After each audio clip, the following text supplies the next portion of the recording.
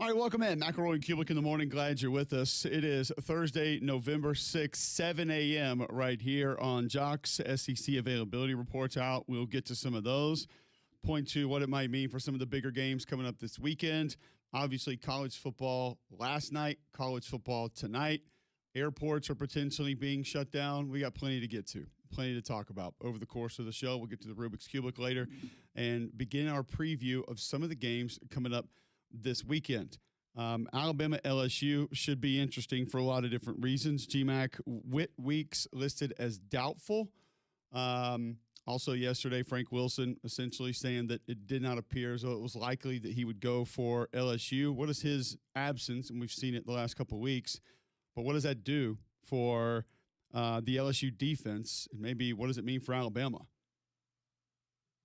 I think that he's the most important player on their team, even beyond that of Garrett Nussmeier right now. I don't know if you see it similarly. I think from an emotional standpoint, from a leadership standpoint, his availability in a game like this when an interim coach is about as important as Garrett Nussmeier, probably more so. Because frankly, it's not like Garrett Nussmeier's played super high-level ball. I mean, they are actually, I think, talking openly about giving other guys looks in practice if they deserve it. You know, I mean, Nussmeier's been banged up. Michael Van Buren's played some. I mean, they're talking about that in the public. So it sounded like maybe Van Buren will get some run this weekend. Who knows? I mean, it's a possibility. It's not a guarantee, but a possibility. So I think Whit Weeks is the most important player on their team given the circumstances, and him being unavailable is pretty significant. Yeah, and it's Michael Van Buren's got a bunch of talent. We saw him late in the year for Mississippi State, did some good things, moved the ball at times, didn't have a ton of protection, but, man, he'll stand in the pocket, I'll tell you that. There's one thing I know about that young man. He will sit there and take a hit. He is not afraid. And it's kind of wild because he's got pretty good mobility. I mean, he knows how to move around a little bit and can scoot out of the pocket, but he'll sit there and take a hit. He's tough. And that's one thing that you'll get with Michael Van Buren. Don't know how that'll look.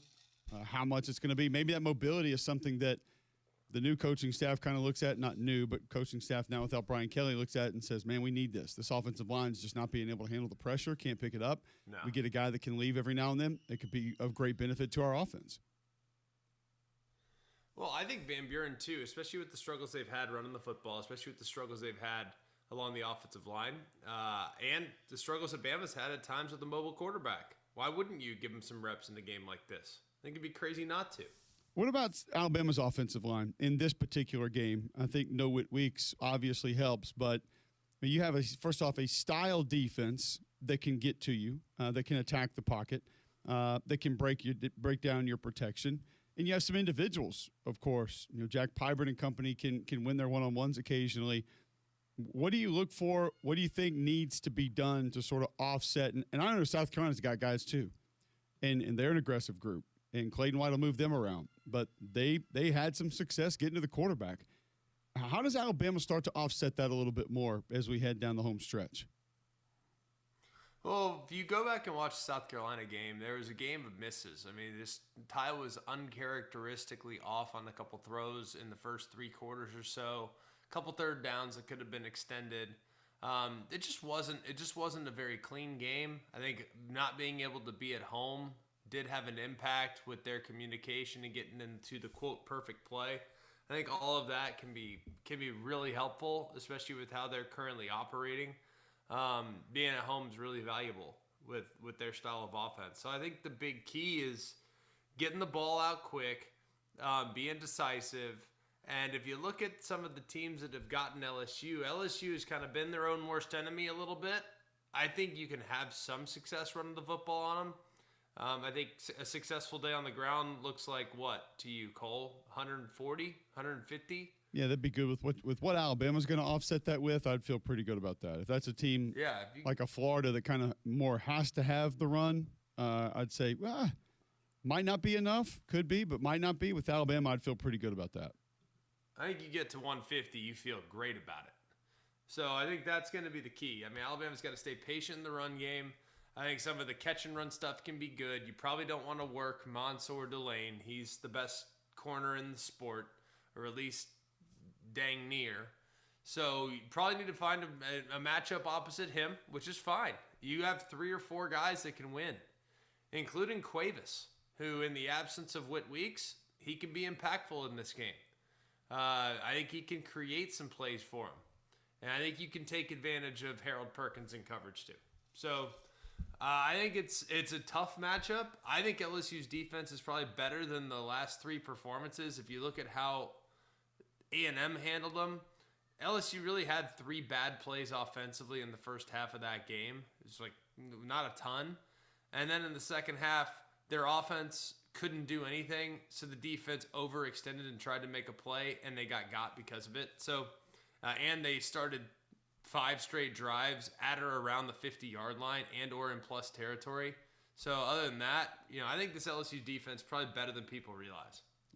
It's a good group, and I think to the things there where Alabama has been most successful, and I think about some of those throws to the running backs and just the quick distribution, the high percentage throws that they have at times, being able to offset some of the pressure you're going to get, and then just having, too, a guy like Ty Simpson and the way he's managed things, handled things, what he has at his disposal.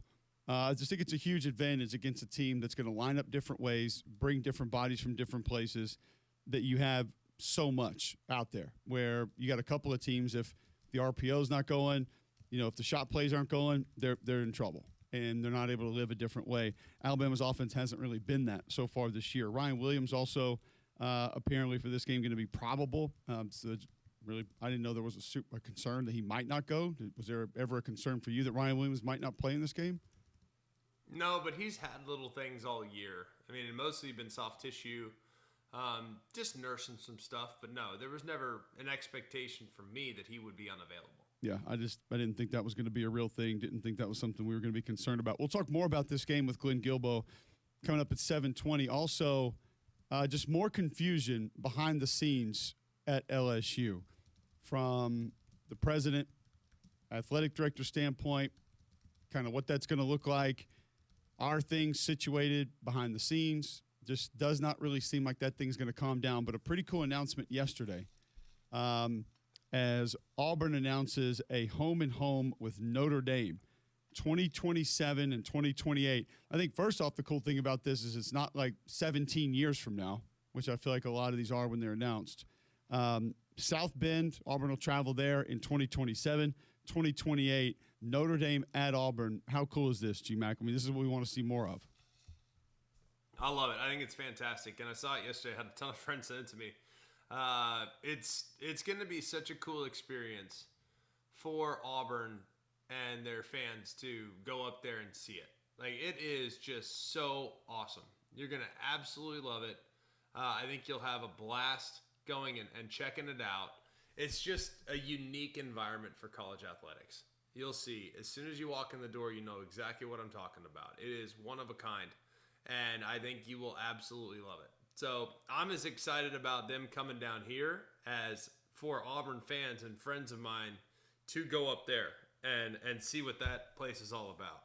Yeah, it's I know we're losing some of these because we're going to have more conference games and there's going to be less chances to get these big non-conference matchups. But this is one I think if you put the list up for Auburn fans and said, where would you like to see your team go play? I don't know if there'd be a lot of other places that Auburn fans would say, well, I'd really like to see them go here. I'd like to follow Auburn here because this is just, I mean, it's one of the most historic venues, obviously one of the most historic teams in college football history, and now you get to go see Auburn play up there. It's going to be pretty cool. And then to get Notre Dame at home also. It's not a neutral site, one-off type deal.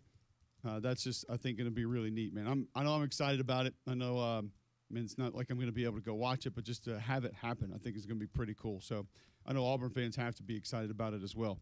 2027 and 2028. We've got more from these availability reports. We'll get to those across the course of the show today. Glenn Guilbeau, 7:20. Cooper Patanga at 8:20. We'll go a couple different directions in college football with him. Some of these coaching changes, who he thinks may be viable candidates, what the rosters might look like after these new coaches come in, before the new coaches get there, how that's going to change. Wimp Sanderson at 9.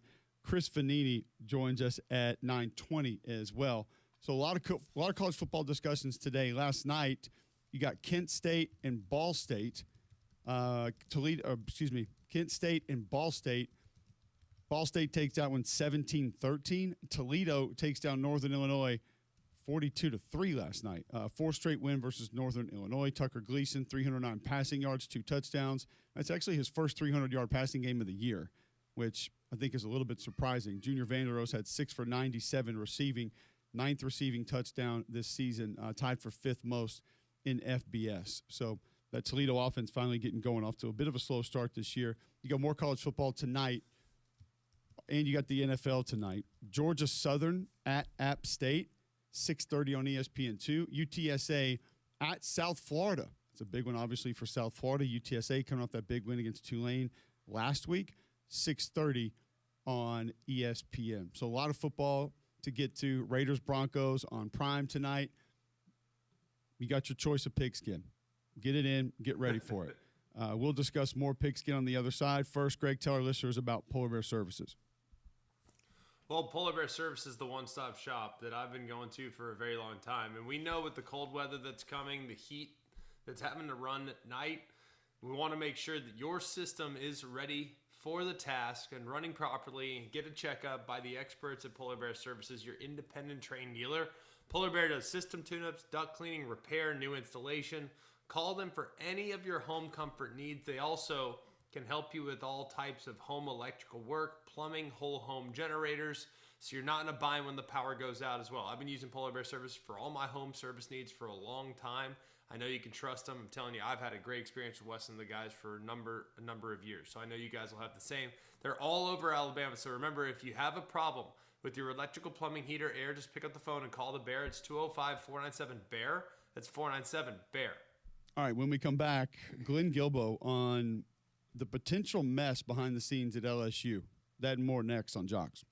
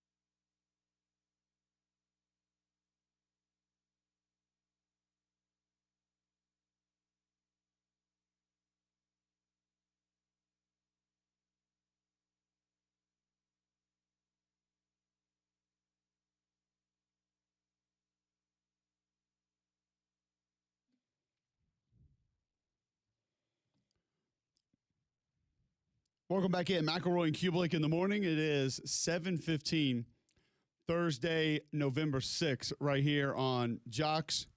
We mentioned in the break, 2027, 2028, Auburn and Notre Dame. It'll be the first meeting between the two schools, 2027 South Bend, 2028 in Auburn.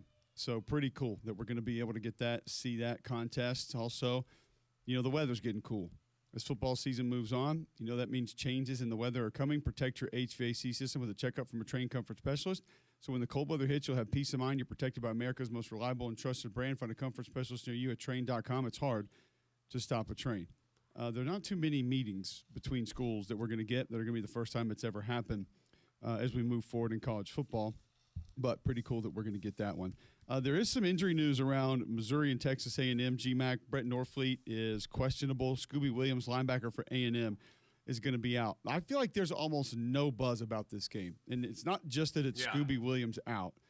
But when I saw this hit, I kind of sat back and thought to myself, nobody's talking about this game.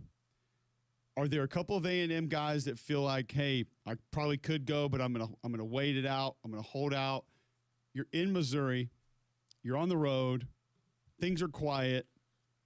Is this becoming maybe a little more dangerous spot for A&M than – because no one's talking about a potential upset here. Nobody. And right. I kind of don't like that when you're going on the road in the SEC against a team that's got some talent. Well, let's get a couple things straight first.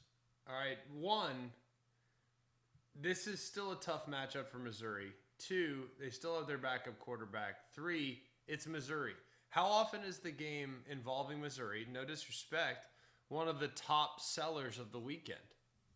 This just doesn't happen very often. It's no disrespect. I just don't feel like people ever give them the credit they deserve.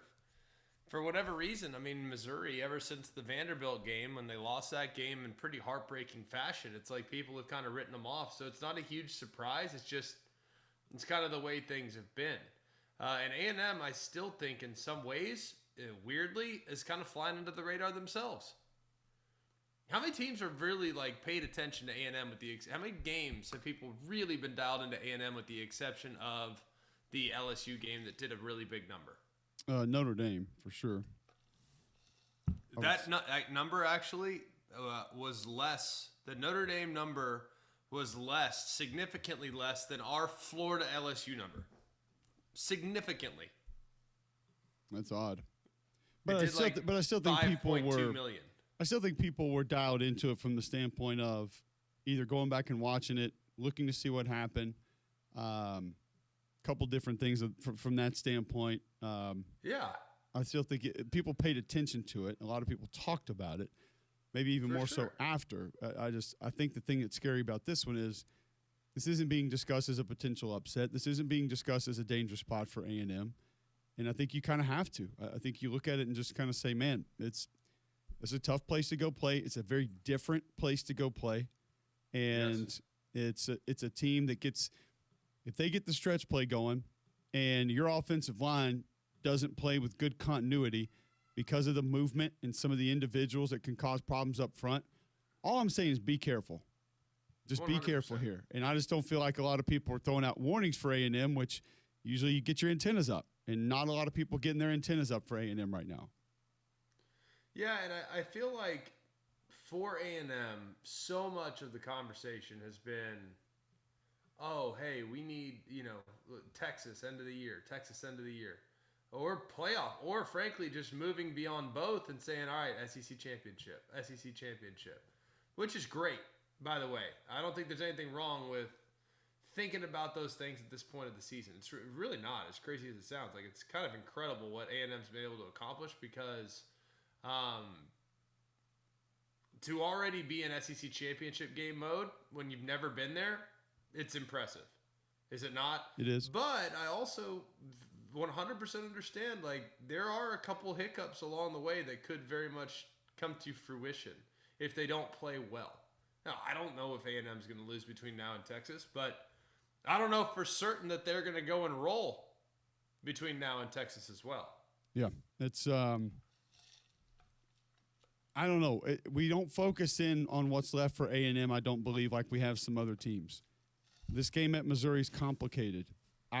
South Carolina would be another one. very similar to this one because you have takeover players on both sides of the ball. I mean, Dylan Stewart can go dominate a game single-handedly. Lenore Sellers can go dominate a game single-handedly. So I would just say be careful with that one as well. And not a lot of people do point to the Texas game, but don't point to the rest of those and say, hey, A&M, stay awake here down the home stretch. LSU is going to be awake this weekend against Alabama, and Glenn Gilbo joining us now on the Higginbotham Hotline to discuss that one. Glenn, before we get into the game, can you help us clarify a little bit of what happened yesterday?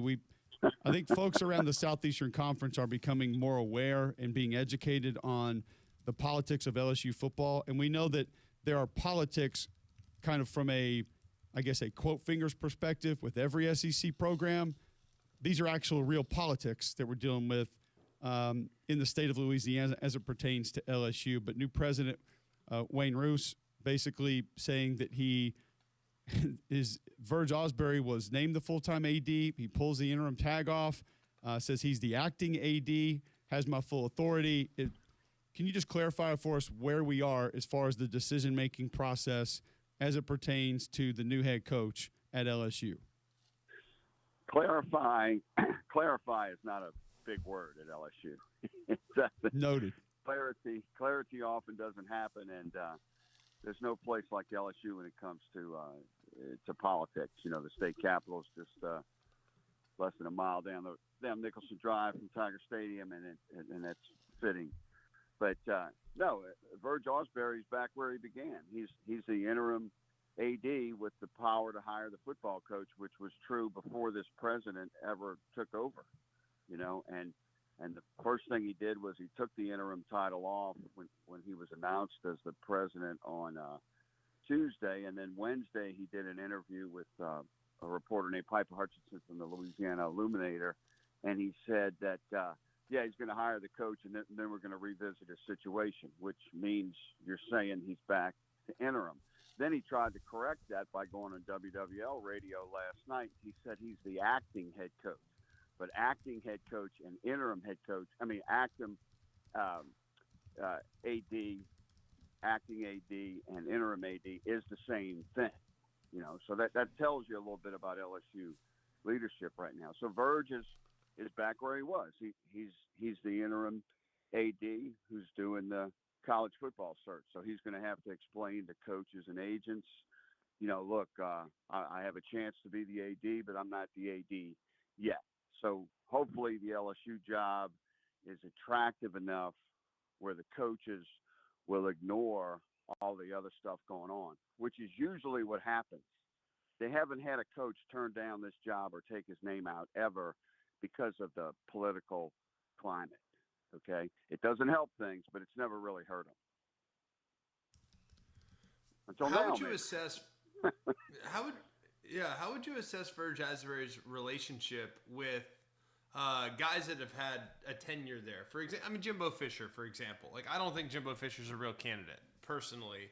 But with Verge Osbury having been there for so long, does that lead you to think that maybe a guy that's had a track record of success at LSU as maybe an assistant would maybe have the inside track? Is a personal relationship matter here? Well, I would think so, but you know, there's some coaches Verge has a personal relationship with that, you know, have no chance. I don't think Jimbo would have a chance here. You know, Verge has been involved on various levels with coaching searches going back to Nick Saban when he was hired in 1999. He's had a little more each time after that. You know, he was very much involved when they hired Ed Orgeron, Brian Kelly, Les Miles. So he's been at LSU for 35 years. He can swim in those pools of coaches around the country. So he's really a great candidate to be the athletic director. And I wrote that on the day he got the interim job. You know, you could argue he should have got this job already. But no, I think he's going to take a balanced look and not try to get some guy because he knows him. You know, Scott Woodward tried to get Jimbo to be LSU's coach before he hired Brian Kelly. and that was because of his relationship with Jimbo. That doesn't always work. You got to try to find the best coach whether you know him or not. I mean, nobody at LSU knew Nick Saban when they hired him. That's the best hire they ever made.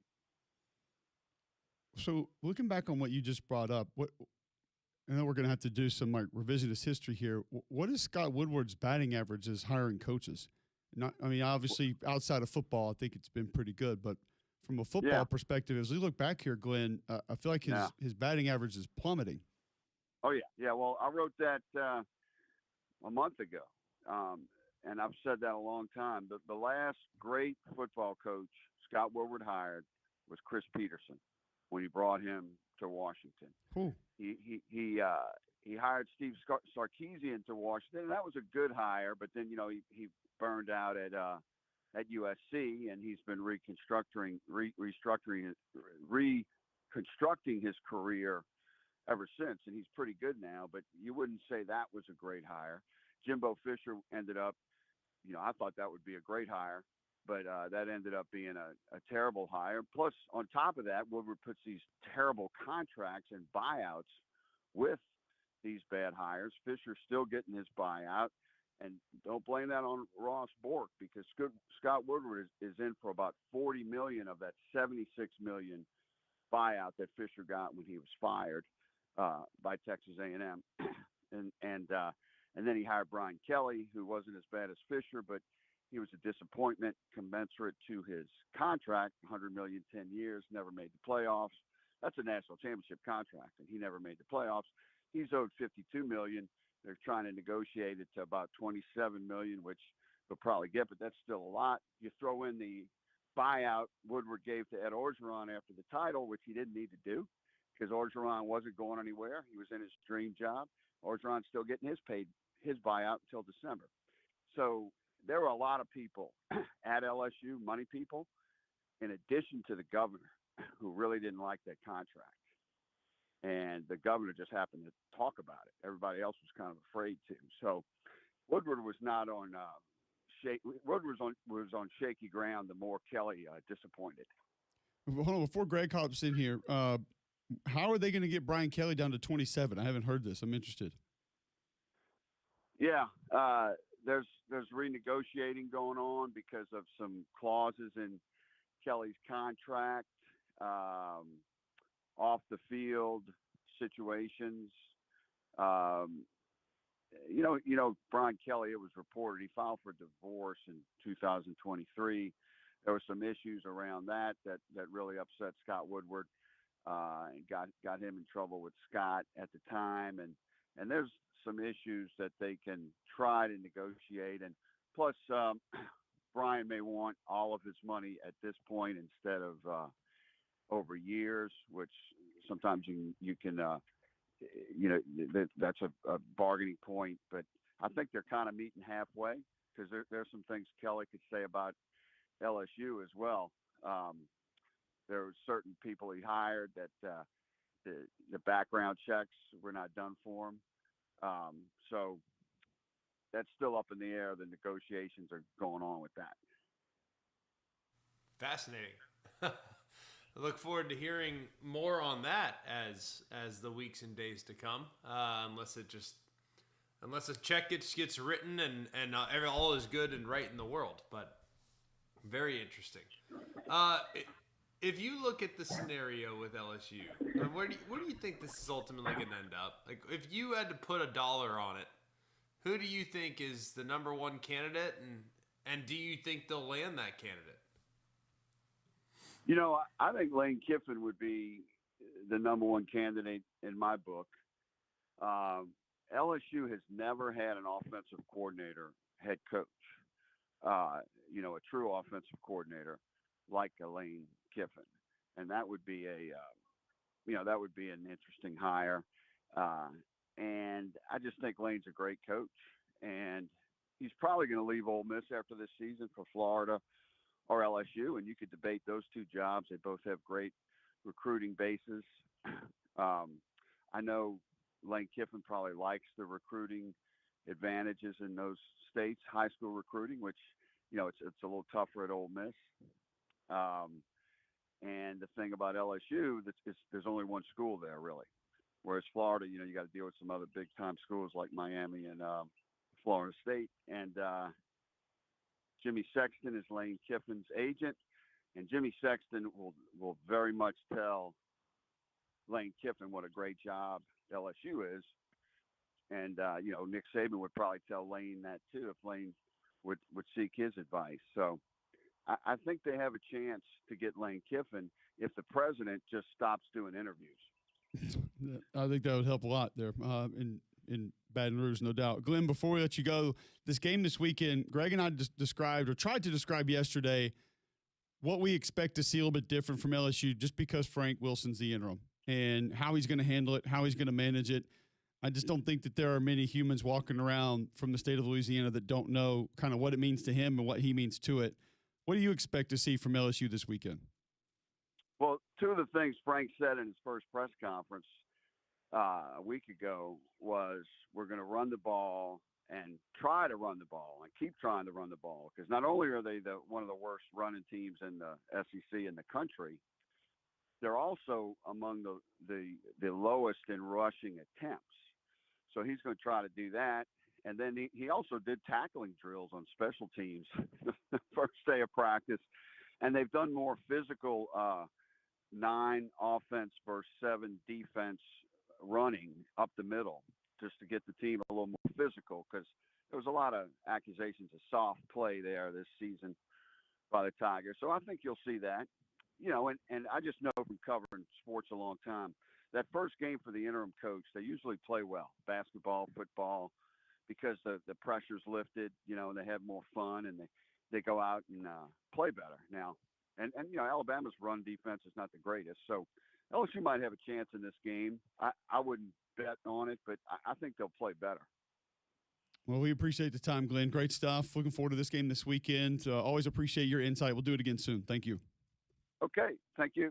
There you go. Glenn Guilbeau covers the LSU Tigers, joining us on the Higginbotham Hotline. Some interesting things behind the scenes that is going to be a complicated coaching search to watch. At least it appears that way.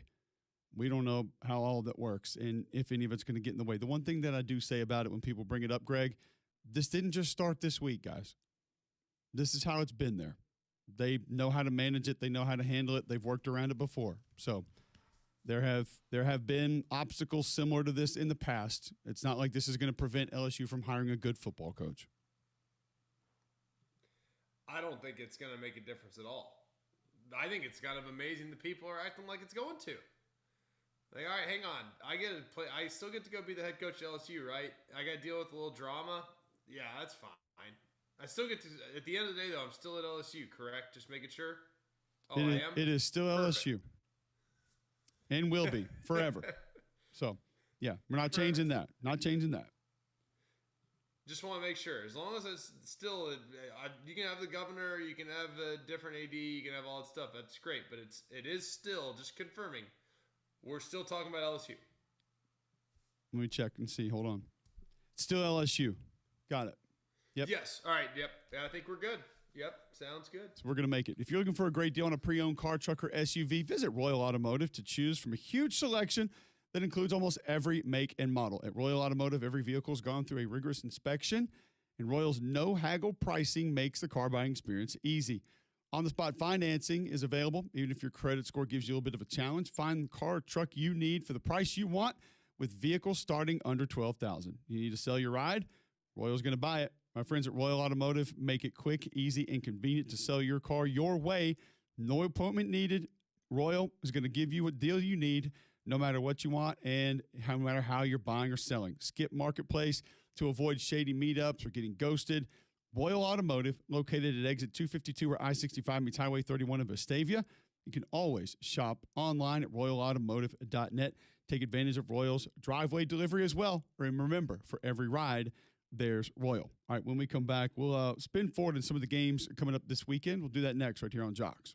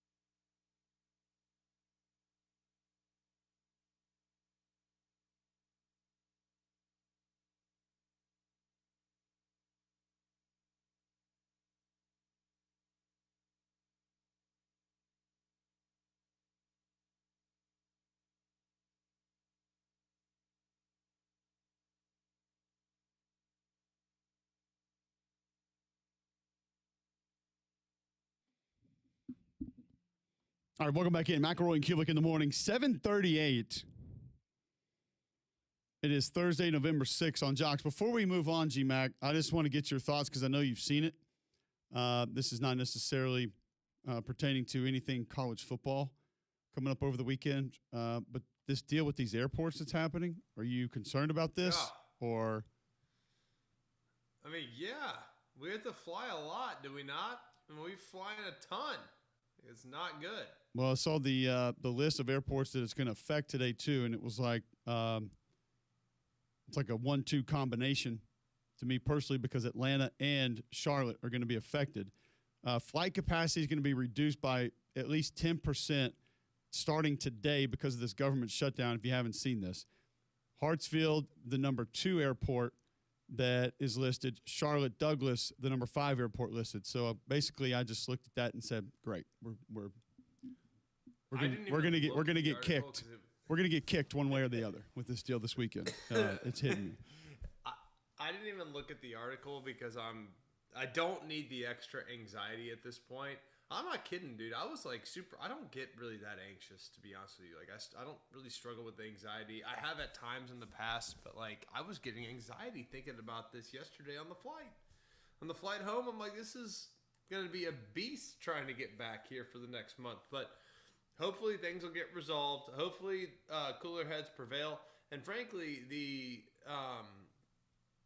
airlines need to step up and subsidize some of these challenges. Because you can't rely on the government exclusively to handle some of the functionality of the airport, in my opinion. So I hope the airlines step up and help out, and hopefully things and cooler heads will prevail at some point soon. Some of the others that might affect folks here, LaGuardia, I think obviously you knew that was going to be there. Both Chicago airports are there. I think you probably knew that. But Louisville, Memphis on this list, Houston, DFW on this list, Bush International on this list. So some others that may affect Denver, Baltimore, Washington International is going to be there. Anchorage International. So our chosen sons at Soldotna, if they were looking to go pick up a non-con after the season, an exhibition somewhere, they could be in trouble there. Be not great. Speaking of airports, I forgot to ask you guys this the other day. I had a little encounter sort of at the airport coming back from Charlotte on Monday. My wife and I brought this up on our podcast, and I've now had multiple people respond to it. And another one was this morning, so I wanted to hear from you guys. My guy Trophy Nuts that's listened to shows that I've been on since I've been up in Huntsville, he responded, Delta Million Miler here. Never in my 16 years of air travel have I encountered a prisoner at the airport. So I pull into National Rent-A-Car Monday night, and there's cars constantly coming through the rental car. And this car pulls up behind me. I get out, and I look back, and there's 2 gentlemen in regular clothes. Both have backpacks, and they're helping another guy get out of the back seat of a sedan. And I was thinking, first off, just like, it's kind of weird, a younger guy helping him get out of the car. And he gets out. He's got a white T-shirt on, but his hands are in front of his belly, and he's got a white T-shirt like folded over his hands. It kind of catches my attention at first. Get the bag out of the back of the SUV that I was in, get ready to roll. Now they're both walking side by side with this gentleman, and his hands are still in front of his belly. And I was like, that's odd. Yeah, that's. Mm-hmm. So I kind of slow down a step or two. They get in front of me, and then I see a chain kind of around his rear end. And I was like, that dude's handcuffed. Yeah. Okay. I'm like, maybe this is like there's an alternate way in, and they take them over there. First off, like rental car seems strange. But, hey, just felt like we might have like an official vehicle that could have helped with this to the airport, but no. So, as you know, in the Charlotte airport, Greg, 'cause you've been there a million times, when you leave the rental car place, and I don't know the last time you went, you might not know this, you can't walk straight over to the terminal now. You have to go up or down. Yep. And so, walk up to the elevator, and it's the 2 gentlemen and the guy, who, by the way, is smiling the entire time. This dude was about 6'2", probably 280. Okay. He looked like a Sunbelt nose guard about the way this dude was built. Or maybe a Sunbelt left guard is about how this guy was built. And I'm like, why is this gentleman happy yet still in handcuffs? So I've probably seen way too many movies and TV shows in my day. So my immediate thought is he's going to tell on somebody, and he knows he's getting out, and he's happy about it. I'm staying away from that because I don't want to be a part of the people who don't want him going to tell on somebody. And then so the elevator opens, and the three of them are getting on. And I'm like, I've seen The Fugitive too many times too. So I'll take the stairs. I'll take the next one. Yep. I'll take the stairs today. First of all, Harrison I Ford probably need the was innocent. steps. But fair, yeah. Well, wasn't So there I think a it's kind of harsh. wasn't there a right there. follow up to that? Also, Harrison didn't get caught.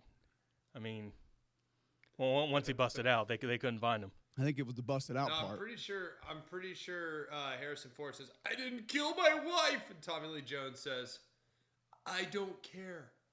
So Maybe I'm that's the thinking, was it follow-up. Wesley Snipes and U.S. Marshals, and that was like kind of supposed to be the follow up or whatever? Yeah. Maybe I was thinking more on wait, that one. Although he's think innocent Will in that Smith one, too, is I in think. U.S. Marshals. Oh yeah, Wait, no. Prisoner. What was Will Smith in where he was like a fugitive? Enemy of the State? Enemy of the State. That was a good movie. I don't even think he was a fugitive. No, though, he was just he? Was he got set up. Yeah, he had people after him. So and maybe I've seen Con Air too many times to just feel like this is how it works. Yeah. But I just got a guy that's been flying for 16 years over 1 million miles with Delta that says he's never seen this. Well, that tells me one of two things. Either the government shutdown has hit this really hard and they had to pinch pennies, It's actually a fair thought that I did not consider. or this guy's like so high profile that maybe they had some decoy transfer and this was like the side one that they actually were doing. So you think this might not have been a real guy? Or he was the Might real not guy, have. but maybe like they leaked something But that nobody so-and-so's would think they would ever do it like right. this? Yeah. So we go across the bridge, and I'm like, now I'm interested. Like, I want to see how this ends. Okay. I want to see, like, is there like a tunnel underneath that we're going to go into the terminal? No. We go over the bridge. We go down the escalator. And since I was in Auburn, I came home Saturday night, so I didn't check a bag for this. So I didn't have to go to the counter because I already had boarding pass. But I sat there and You had watched. to, right?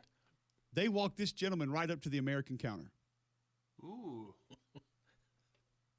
And now it wasn't a busy night in the Charlotte airport, but it's always kind of busy in the Charlotte airport. So there wasn't a lot of people it's kind of never hovering not around here. But right when you get through security, there's always people back and Always. forth walking. And I didn't stick around for it, but I wanted to see, like, once it got past TSA and a lot of people were moving around, because not a lot of people were with the four of us going in. And then No. I also got to know, how does that work on the plane?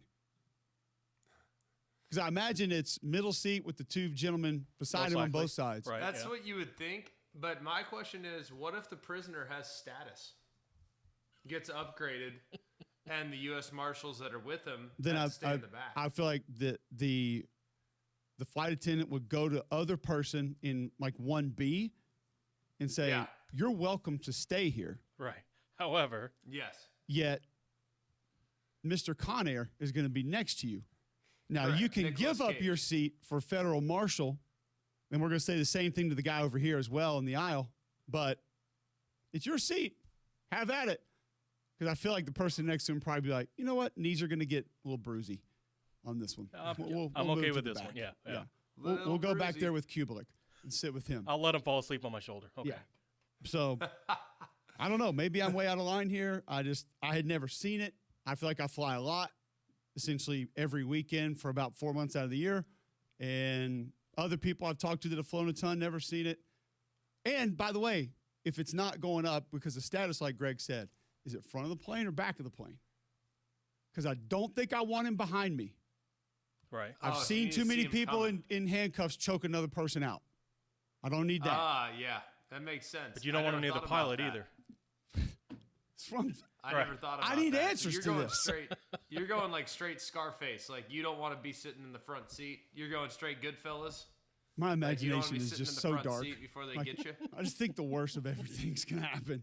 I mean, seriously, that is aggressive. I mean, come on, dude. I can't like, help. The guy you said was smiling the whole time. Like he Yeah, made because a he's couple getting out or mistakes. thinks he's getting out. Or he had a plan to escape in play. There you go. See. Wow. Yeah. And so don't watch a lot of TV during the fall. Obviously, wife wants to start a new show the other night. I don't even know the name of it. It's Prison on Break, isn't Apple it? TV Plus. Oh, okay. Never mind. And essentially, the premise of this is a Con Air flight with a dude that somehow blows it up and makes it go down and gets out, and it crashes in Alaska, and it's like about the police officers or whatever in this town in Alaska where the plane goes down. Literally. 2 days before this, or 3 days before this, watched half of the first episode of that. We couldn't get through half of the first episode, so that's probably why things were where they were. It was in your head? But, I mean, tell me if you've seen it, Greg. You fly as much as I do. Never have. Never. I mean, I'm not saying that there hasn't maybe been one that I've flown with. You would have noticed it. You would have I've noticed never noticed it. There's not many people walking around with their two hands in front of their belly and a shirt over it, their wrists. Like that's not a real thing. So there you go. If you are a federal agent listening to the show and familiar with how this process operates, please, 800-239-9569, let us know. Or you can just tweet in at Mac and Cube. No one's tracking that account and where it's from. Let us know. We'll be back with more next right here on Jocks.